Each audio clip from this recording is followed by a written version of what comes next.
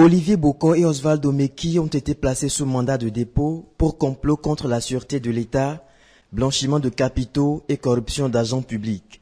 Après leur comparution au parquet spécial de la Crayette ce mardi 1er octobre 2024, ils ont été présentés à la commission d'instruction, ensuite devant le juge des libertés et de la détention. Parlant de la procédure, elle ne fait que commencer et tout s'est déroulé sans anicroche, selon Maître Ayodele Aounou, l'un des avocats qui défend l'homme d'affaires Olivier Bokor. Aujourd'hui, il n'y a eu aucune violation des droits de la défense. Tout s'est passé conformément à la loi. Et évidemment, le dossier va se retrouver devant les juges d'instruction. Et les juges d'instruction vont faire ce que la loi a prévu qu'ils fassent. Et la défense fera également son travail. Nous ne sommes qu'au petit matin de ce processus judiciaire. Ce n'est pas la prison en termes techniques, ils sont en mandat d'arrêt. Ceux qui vont en prison, c'est ceux qui ont déjà fait l'objet d'une condamnation. Et ils seront détenus dans une maison d'arrêt, évidemment, au sein de la prison.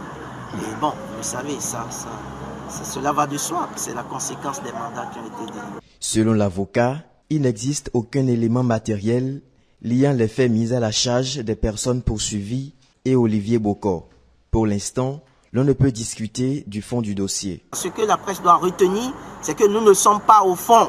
Parce qu'il y a des interprétations qui, au surplus, sont de nature à violer la présomption d'innocence. Nous ne sommes pas au fond. La seule question qui a été tranchée aujourd'hui, c'est que pour les poursuivre, est-ce qu'il faut les laisser en liberté ou les mettre à la disposition de la Cour au moyen d'un mandat? Et c'est ce qui a été fait. L'ancien ministre des Sports, Osvaldo Meki, ne reconnaît pas les faits qui sont portés à sa charge.